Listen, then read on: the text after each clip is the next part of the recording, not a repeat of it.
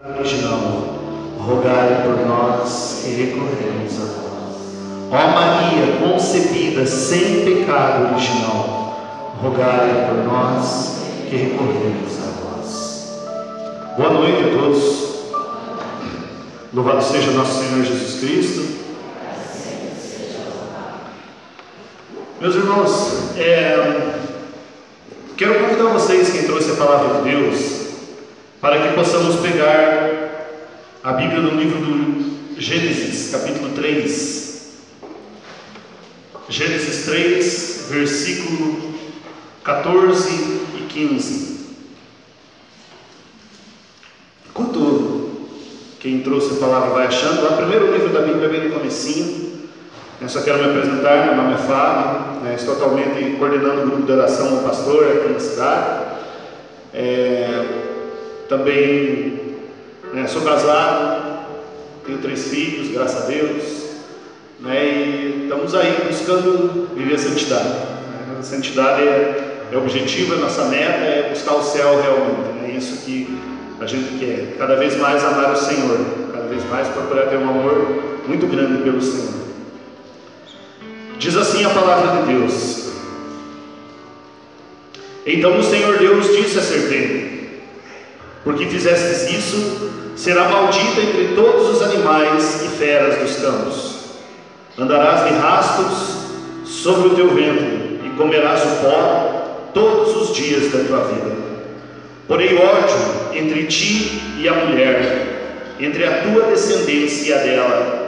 Esta lhe ferirá a cabeça, e tu lhe ferirás o calcanhar.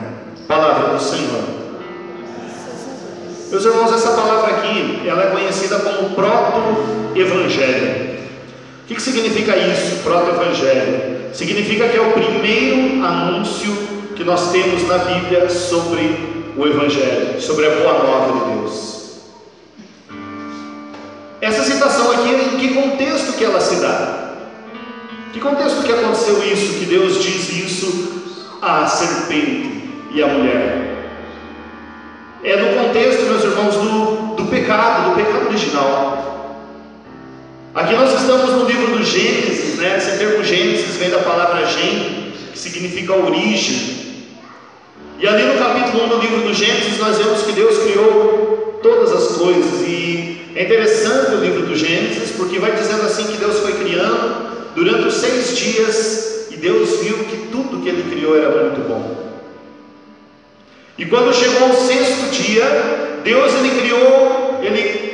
ele fez a obra-prima da criação, que foi o ser humano, que foi o homem e que foi a mulher.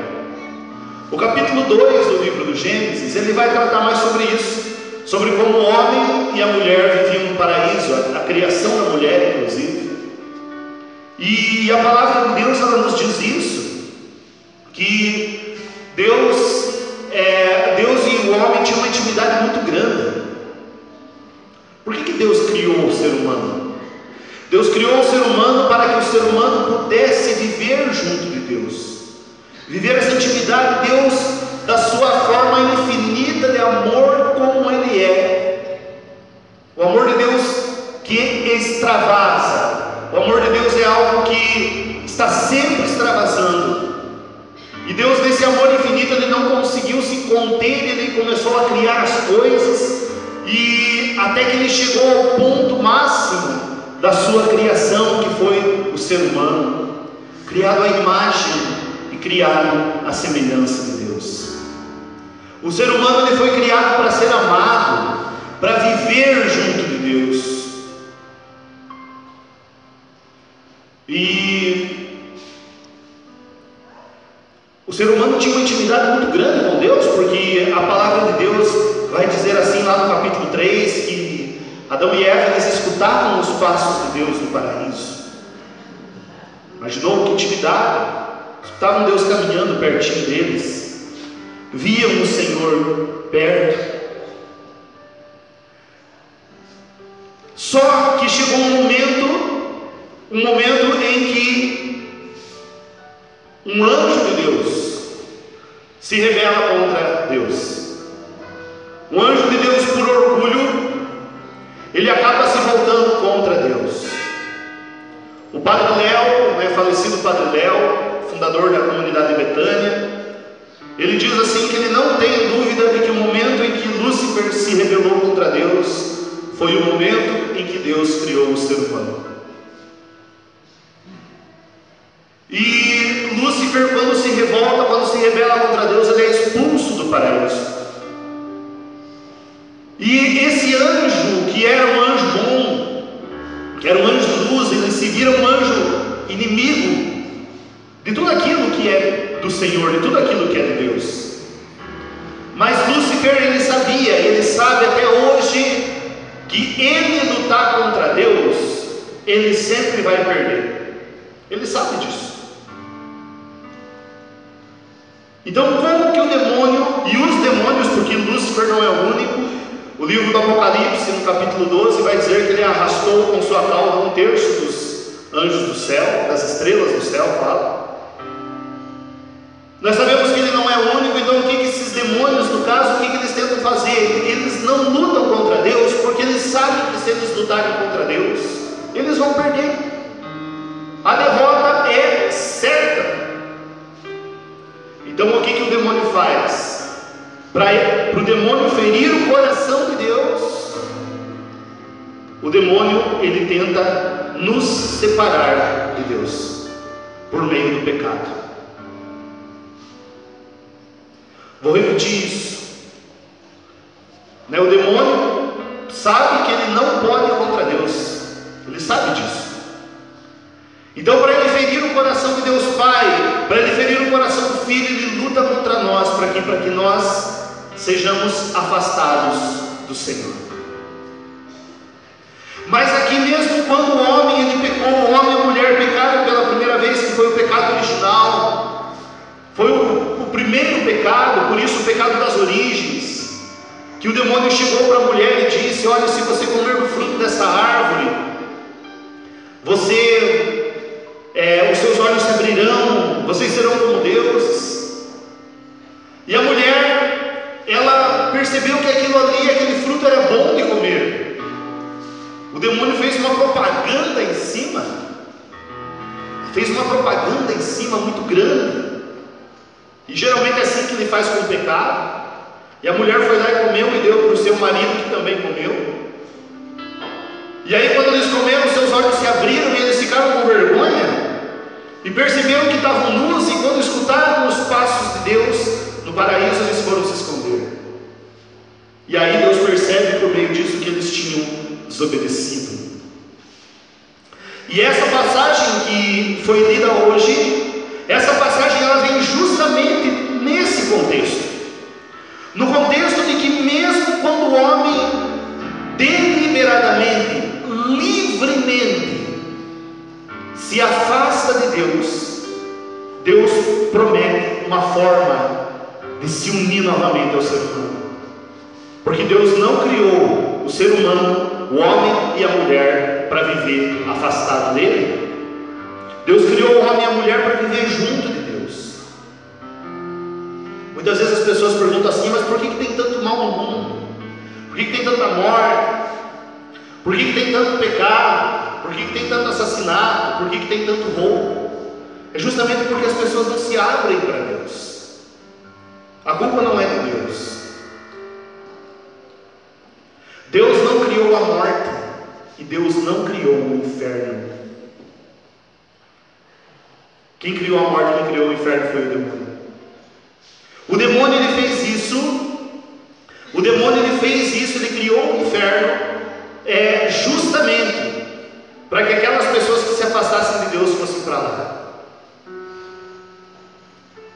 E isso, Padre Gabriel Amorfo, que foi um grande exorcista, faleceu no final do ano passado, aos 91 anos. Ele era exorcista da Diocese de Roma.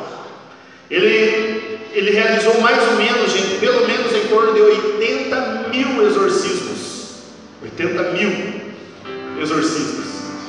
E num dos exorcismos, que ele impelia o demônio que estava possuindo uma pessoa a responder aquilo que ele perguntava em nome de Jesus. E numa das perguntas que ele fez, perguntando se Deus tinha criado o inferno, ele falou: não foi Deus que criou o inferno. O demônio respondendo: quem criou o inferno fomos nós. Ou seja, por quê? Porque Deus não fez o homem para ir para o inferno. Deus fez o homem para ir para o céu. Deus fez o homem para viver junto e eternamente perto do seu Criador. E meus irmãos, é isso que nós estamos celebrando essa semana. É isso que nós estamos celebrando essa semana. Nós estamos celebrando essa semana esse mistério maravilhoso do Senhor, que é a Páscoa. A Páscoa, ela é a maior festa cristã que nós temos. Muita gente pensa que a maior festa cristã é o Natal. Não é o Natal, é a Páscoa. Porque a Páscoa significa a vitória definitiva de Cristo sobre o pecado, sobre a morte. E o que ocorre na Páscoa? Ocorre na Páscoa justamente isso, essa reunião, essa reaproximação entre Deus e os homens. Que essa reunião, essa aproximação, essa unidade que Deus tinha com os homens, ela foi perdida por meio do pecado. Ou seja, o homem vivia junto de Deus, ali pertinho de Deus, escutando o Senhor. O que o pecado fez? O pecado veio e separou Deus do homem, criou ali um abismo entre Deus e o homem, não pela vontade de Deus, mas pela livre opção do ser humano. E isso, claro, feriu o coração de Deus. E durante todo o Antigo Testamento, o que nós vemos, gente? Nós vemos Deus tentando e Deus dando sinais de que um dia Ele queria fazer uma nova aliança com o ser humano, mas uma aliança perfeita, uma aliança definitiva, como foi essa aqui no tempo da criação.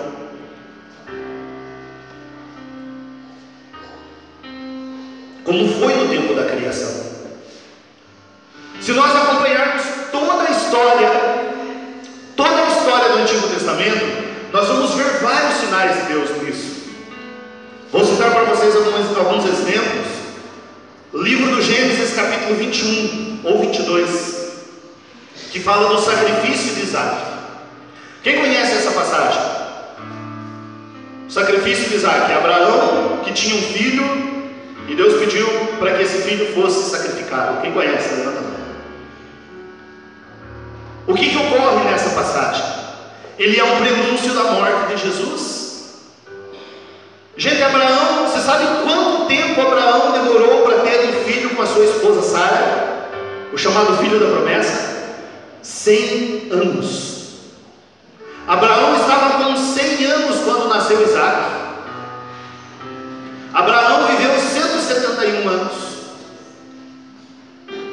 Quando Abraão estava com 100 anos e sua mulher Sara estava com 90, nasce Isaac. 25 anos depois, gente, que Deus prometeu para Abraão que se ele deixasse a terra dele e fosse para uma terra onde Deus mostrasse, ele teria uma numerosa descendência. Vejam como Abraão esperou em Deus. E quando Isaac estava com 12 anos, ou seja, quando Abraão estava com 112 anos, e era o segundo filho de Abraão já, porque ele teve um filho com uma escrava, um filho chamado Ismael, com uma escrava chamada Agar. E quando Isaac estava com 112 anos, Deus pede para Abraão uma prova. Deus prova Abraão. E é tão interessante isso, porque lá no livro do Gênesis, nesse capítulo que fala disso, Deus fala assim: Abraão, pega a teu filho Isaque, a quem tanto amas, sobe o monte e sacrifica-o para mim. Pega teu filho Isaque, a quem tanto amas. E Abraão pega o seu filho, coloca a lenha nas costas dele, do menino, e ele sobe a montanha. Mas quando Isaac estava para ser sacrificado, Deus impede que Abraão cometa esse sacrifício. E aí aparece um cordeiro preso no meio de uma árvore, de uma moita. Ele sacrifica um cordeiro. Mas, ou seja, Deus não quis sacrificar Isaac, mas Deus não poupou o seu filho. Que assim como Isaac subiu a montanha, e subiu a montanha com um madeiro nas costas, para quê? Para a nossa libertação. Inclusive, meus irmãos, a festa da Páscoa, ela foi instituída mais ou menos pelo ano 1250 a.C., com Moisés. Moisés, ele viveu 120 anos. A vida de Moisés é dividida em 3 períodos de 40 anos.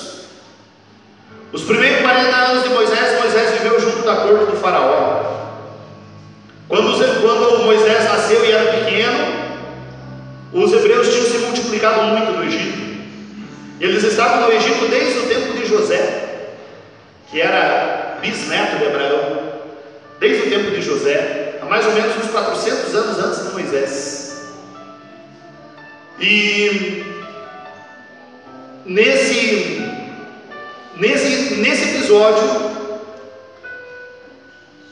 Moisés, ele acaba sendo criado, a mãe dele, chamada Joquebede, solta ele num cesto, no rio, e ele acaba sendo criado, no caso, pela irmã do faraó. Quando ele descobre que era hebreu, ele mata um egípcio para defender um hebreu, e ele foge para a terra de Madian, e lá ele vai conhecer um sumo sacerdote chamado Jetro, e ele vai acabar casando com a filha mais velha de Jetro, uma mulher chamada Zípora, ou Séfora, depende da tradução da Bíblia que a gente pega. E quando ele estava mais ou menos com 80 anos, o que acontece com Moisés? Acontece que Deus vai aparecer para ele numa sarça, num matinho que estava pegando fogo, mas que não se consumia. E Deus vai dizer para Moisés: volta para a terra do Egito, porque eu escutei o clamor do meu povo que está lá. Eu te envio diante do faraó para que você liberte o meu povo. E Moisés, ele tinha um problema. Moisés era gago. Vocês sabiam disso? Lá em Êxodo 3, Moisés vai falar assim: Senhor, mas como eu vou fazer isso? Eu tenho a língua presa. Aí Deus diz assim: olha, Abraão fala por você. Araão fala por você. Araão era o irmão de Moisés. E Moisés vai até o Egito, e Deus dá a Moisés o dom de milagres, e Moisés começa a fazer muitos milagres para tentar fazer com que o povo de Israel seja liberto. Até que vai cair sobre o Egito, começa a cair uma série de pragas no Egito. A primeira praga, as águas do Egito se transformam em sangue. A segunda vai ser a invasão das rãs, a terceira dos mosquitos, e vai indo. E sempre o faraó, com o coração duro, coração fechado, não deixava os hebreus saírem. Até que vai ter a 10ª praga. Antes da 10ª praga do Egito, Deus institui uma aliança com o povo, a chamada Primeira Aliança, ou o chamado Primeiro Testamento, ou o Antigo Testamento. Está lá no livro do Êxodo, capítulo 12. Se alguém quiser pegar, está com a Bíblia, pode pegar lá, Êxodo, capítulo 12, onde é instituída a Páscoa.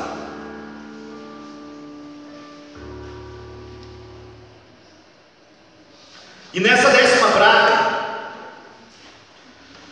o que Deus faria para libertar os filhos de Israel? Deus mandaria o seu anjo exterminador para que passasse no meio do Egito e matasse todos os primogênitos do Egito. E aí, para que o povo de Israel fosse salvo, Deus institui a Páscoa. De que forma? Deus pede para que o povo, ali nós temos a partir do versículo 5, Êxodo 12, 5, diz assim, Deus falando para Moisés: como seria esse ritual? Então Deus pede para que eles escolhessem um animal, um carneiro ou um cabrito, que fosse macho, de 1 ano, sem defeito, diz ali no versículo 5. E diz assim a palavra: o animal será sem defeito, macho de 1 ano. Podereis tomar tanto um cordeiro como um cabrito, e o guardareis até o 14º dia desse mês. Então toda a Assembleia de Israel o imolará no crepúsculo. Crepúsculo é no pôr do sol. Tomarão do seu sangue e pô-lo-ão sobre as 2 ombreiras e sobre a verga da porta das casas em que o comerem. Naquela noite comerão a carne assada no fogo com pães sem fermento e ervas amargas. Nada comereis dele que seja cru ou cozido, mas será assado no fogo completamente com a cabeça, as pernas e as entranhas. Nada deixareis dele até pela manhã. Se sobrar alguma coisa, queimá-la-eis no fogo. Versículo 13, vamos pular ali. O sangue sobre as casas em que habitais vos servirá de sinal de proteção. Vendo o sangue passareis adiante, e não sereis atingido pelo flagelo destruidor, quando eu ferir o Egito. Veja, Deus institui um rito para os hebreus, para que os primogênitos dos hebreus não fossem mortos. Muitas vezes as pessoas pensam assim: mas o faraó, o Deus era meio... o demônio nos tenta isso, pensar que muitas vezes Deus era muito ruim para fazer isso com os egípcios. Segundo alguns escritos que foram encontrados no século XX, os chamados pergaminhos do Mar Morto, diz que essa praga, antes de ser Deus que passar para o povo, antes de Deus passar para os egípcios, teria sido o próprio faraó que queria fazer isso com os filhos dos hebreus. E vejam o que ocorre aqui. Nesse episódio, o que Deus pede? Que eles peguem um cordeiro de 1 ano, macho, sem defeito, e que preparem ele naquela noite, que peguem e molhem aquele cordeiro, peguem o sangue dele, passem nas vergas das portas. O que é aquilo que a gente hoje chama de encaixaria, né? Pinta a porta aqui de um lado, pinta aqui do outro, pinta em cima também, né? Passa nas vergas das portas, na ombreira das portas também. E quando o anjo for passar no meio do povo, e que o anjo ver o sangue do cordeiro, o anjo não entrará naquela casa. O que fará com o cordeiro? O cordeiro será comido, será devorado inteiro, não pode sobrar nada. Ou seja, ele tem que ser consumido por inteiro. Vocês tomarão o sangue do cordeiro um pouco, comerão ervas amargas para saberem que o quanto foi amargo a escravidão no Egito. Comerão pães ácidos, porque pão ácido é o pão sem fermento, porque Deus pediu para eles ficarem preparados para saírem às pressas do Egito. Então não era para assar o pão com fermento, era sem fermento mesmo. E meus irmãos, esse foi o sinal que Deus deu ao povo de fazer a primeira aliança. É interessante que, se nós pegarmos aqui o capítulo 12 do livro do Êxodo, e nós formos olhar, Deus vai falar assim, que Ele quer que essa seja uma instituição perpétua. O que é uma instituição perpétua? É uma festa que tem que ser celebrada sempre, todo ano. Mas, meus irmãos, com o passar do tempo, foram feitos muitas vezes sacrifícios de animais para que o povo fosse salvo, para que o perdão dos pecados do povo fosse realizado. Mas por mais que fosse sacrificado carneiro para perdoar o pecado do povo, Deus, em alguns livros proféticos, diz assim: já estou farto do sangue dos carneiros. E na plenitude dos tempos, nascido de uma mulher, Deus manda o seu filho. Deus manda o seu filho. Qual era o objetivo e qual foi o objetivo da vinda de Jesus? O objetivo da vinda de Jesus foi justamente nos unir novamente a Deus. Aquela separação que o pecado trouxe, ela deveria ser unida por meio do sacrifício de Cristo. É por isso que quando Jesus aparece às margens do Jordão, João Batista vai dizer: eis o Cordeiro de Deus, eis o que tira o pecado do mundo. Por quê? Porque João Batista estava se referindo ao Cordeiro Pascal, a esse Cordeiro aqui, que salvou os egípcios naquela noite que eles foram libertados. Esse Cordeiro que, por causa do sangue desses cordeiros, é que os primogênitos do Egito não morreram, os primogênitos dos hebreus no Egito não morreram. O sangue de Jesus dado por nós, todo o sofrimento que Jesus passou, imolado, consumido por inteiro, assim como foi o Cordeiro Pascal, que diz na Bíblia, ele deve ser consumido por inteiro. Nós vamos ter Jesus na Páscoa consumido por inteiro. Deu todo o seu sangue. Deu todo o seu sangue quando Jesus estava no Horto das Oliveiras rezando. E Jesus sabia aquilo que ele tinha que passar. Veja, muitas vezes o demônio veio tentar Jesus nesses episódios. Quando Jesus anuncia para os discípulos: olha, eu tenho que morrer, mas no terceiro dia eu vou ressuscitar. Pedro dizia para Jesus: não te aconteça isso, mestre. E o que Jesus diz para Pedro? Afasta-te de mim, Satanás. Afasta-te de mim. Quando Jesus está no Horto das Oliveiras novamente, sabendo tudo aquilo que vai passar, ele dirige ao Pai uma oração, dizendo: Senhor, afasta de mim esse cálice, mas que não se faça a minha vontade, mas sim a tua. Mas sim a tua vontade. Sua sangue. Gente, a medicina explica que esses casos de a pessoa suar sangue são casos raríssimos. E são casos em que a pessoa ela tem que entrar numa agonia profunda, uma agonia de morte mesmo. Algo que é praticamente impossível a gente descrever por meio de palavras. Porque o que Jesus ia carregar ali não ia ser só, ia ser pelos pecados, e como foi pelos pecados de toda a humanidade. E como diz o catecismo da igreja, Jesus morreu pelos pecados de todos os homens de todos os tempos. Ele morreu por você, ele morreu por mim. E ele se deu por inteiro, o sofrimento dele, a traição dos apóstolos, o ser arrancado a barba dele, que ele revela a Santa Brígida, as pancadas da flagelação que ele revela a beata Ana Catarina, todo o sofrimento de Cristo, a sua mãe vendo ele, a Via Crucis, ele carregando a cruz até o Calvário, ele sendo imolado, como foi imolado o Cordeiro Pascal no crepúsculo, ou seja, quando estava escurecendo. Por que ficou escuro o céu no dia em que Jesus foi morto? Porque ele foi morto no crepúsculo, assim como foi morto o Cordeiro Pascal. Todo o sangue derramado, todo o sangue.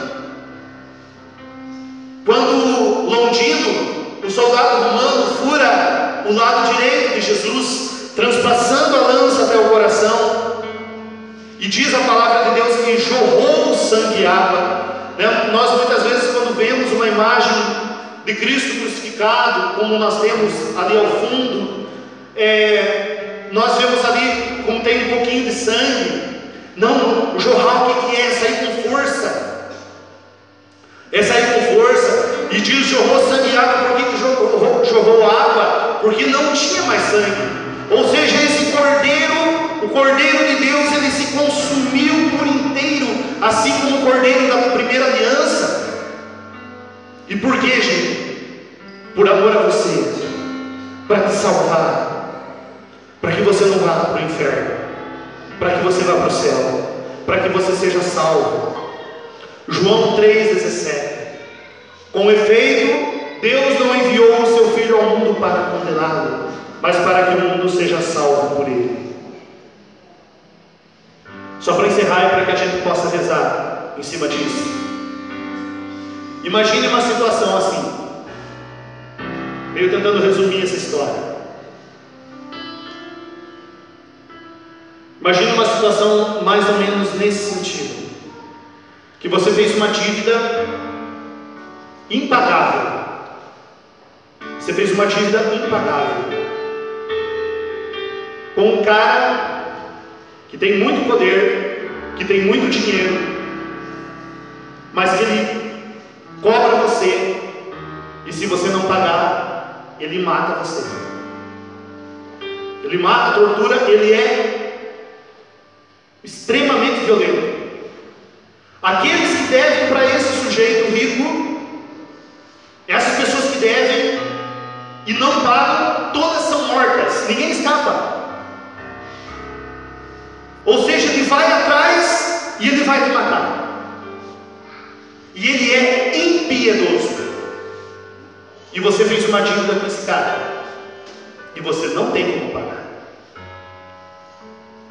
E chega um dia que esse cara se coloca, bate na porta da tua casa. Você abre a porta da tua casa e está do teu lado alguém conhecido teu pai, tua mãe, alguém que te ama muito. E quando você atende, você abre a porta, esse cara saca um revólver, mira para você, atira em você, sem dó. Só que entre ele fazer esse gesto de atirar, a tua mãe ou teu pai pula na tua frente e ela recebe o tiro, ou teu pai recebe o tiro. E o ladrão diz assim, o fiador implacável diz assim, depois que vê a tua mãe ou teu pai caído, morto no chão, ele diz assim: a tua dívida está paga. Você vai fazer uma dívida de novo com esse cara? Você faria uma dívida de novo? Meus irmãos, é isso que nós fazemos quando nós voltamos a pecar. Jesus, ele é essa pessoa que se colocou entre eu e o bandido. Foi ele que levou a bala, foi ele que levou o tiro, foi ele que morreu, para que eu tivesse a salvação, para que eu fosse salvo. Agora, toda vez, meus irmãos, que eu peco, eu faço uma dívida com o demônio, eu faço uma dívida com o inimigo, e essa dívida ela só é curada no sangue de Cristo. Nós vamos celebrar nessa Páscoa mais uma vez a paixão, a morte e a ressurreição de Jesus. E que a gente saiba, meu irmão, que foi por você, que Ele morreu por você, que esse gesto maravilhoso de Deus é um gesto de amor. Fecha teus olhos um momento.